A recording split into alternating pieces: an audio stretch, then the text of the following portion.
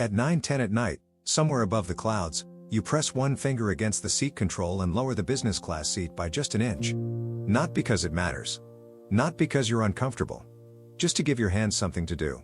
The cabin is quiet in that expensive way. The air conditioning runs with the same steady sound, like it never gets tired. The city is no longer a city, just a soft reflection on the black window. One row of touch lights fades, then another. And for a moment, the strange question comes up. Why does being this far from everyone feel so much louder when the seat is wider, the meal is better, and nobody is asking anything from you? What you may be feeling is not just loneliness, it is the odd loneliness of arriving somewhere on paper, while feeling hard to reach in real life. It is the kind of separation that can show up when success removes the usual noise, and there is finally enough silence to notice what has been missing. This is not about being ungrateful. It is not about the seat, or the airline, or the flight. It is about what the seat represents when the cabin goes dark and the workday can no longer protect you from yourself. Because sometimes a business class seat feels lonely for a simple reason. It gives you privacy, but not closeness. You can stretch your legs. You can close the small divider. You can choose your drink, your meal, your movie, your level of light. Everything around you is designed to make you feel held, but none of it can ask how you are doing in a way that actually reaches you. That is the strange part. Comfort can take care of the body while leaving the heart completely alone. One common reason is that achievement often teaches a person to move away from ordinary contact. At first, it may happen slowly. You miss a dinner because of a call. You answer an email during a birthday.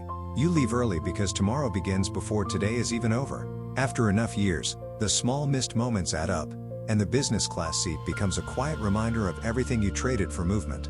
Maybe no one forced that trade. Maybe there were real reasons. Maybe you were building something, keeping people paid, keeping promises that nobody else saw. But distance still has a way of collecting interest. So when the plane lifts off and the phone stops ringing, the old room inside you gets very quiet. There's also a quieter reason. Status can make honest sadness feel out of place. When people see the upgraded seat, the polished shoes, the priority lane, they may assume the person sitting there has no room to feel empty. From the outside, this looks like comfort. From the inside, it can feel like a small locked room with better lighting. You may look around and think, I'm not allowed to feel this. Not here, not after getting this far. So the feeling gets pushed down, not because it disappears, but because it seems inconvenient to explain. That is where the loneliness deepens. It is not only being alone, it is being alone in a place where the world tells you the loneliness does not make sense. In other cases, it grows out of always being useful to people, but rarely being known by them. A business owner, a senior leader, a person with money, a person with access, a person who can solve things. Over time, people may come to them with requests more than truth. The conversations become efficient. The messages become practical. The relationships may still be real, but they can start to orbit around what that person can provide. And after a while, even kindness can feel slightly filtered. So on the flight, when the champagne glass is placed beside the folded napkin, you may realize the heaviest thing is not the trip itself. It is the meaning you have quietly given it. Maybe this flight means you are successful. Maybe it means you are hard to reach. Maybe it means you built a life impressive enough for people to admire, but not close enough for someone to notice when your face changes in the dark. And that is a painful contradiction. You can be surrounded by signs of having made it, and still feel like no one knows where you are. Imagine someone at 9:10 p.m. on a night flight, sitting in seat 3A. They are dressed well, but not in a flashy way. Their laptop bag is under the ottoman. Their phone is in airplane mode, face down, even though they already checked it twice. A glass of water sits on the side table, untouched. Outside the window, the city lights stretch like a net and then slowly disappear. Inside, the cabin lights dim row by row. A flight attendant walks by softly and asks if everything is okay. The person smiles and says yes, because nothing is exactly wrong. Then they do a very small thing. They open the amenity kit, take out the lip balm, close it again, move it 2 inches to the left, then place it back in the pouch. A tiny motion, almost invisible. But it delays the larger feeling by a few seconds. The feeling says, when I land, I will still be the person everyone expects me to be. If you've been there, you're not strange. You might know someone who lives like this. This is what separation can look like when life looks impressive from a distance. It does not always look like crying or breaking down. Sometimes it looks like adjusting a blanket that was already fine. Sometimes it looks like rereading the menu when you are not hungry.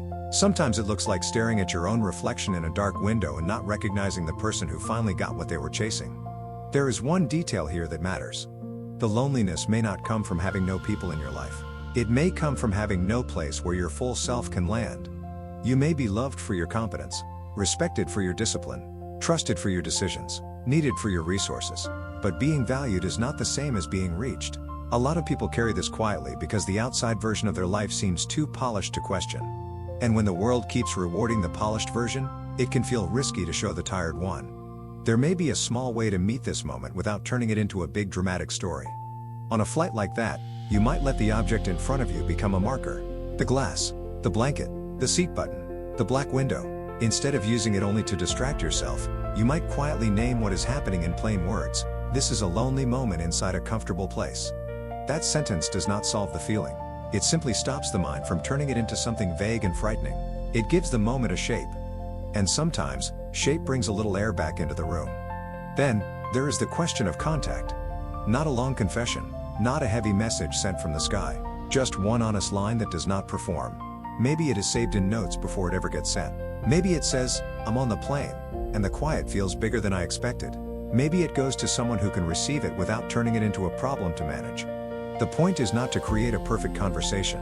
It is to let one small part of the real person speak before the professional version takes over again. Because isolation often survives on silence that looks mature from the outside.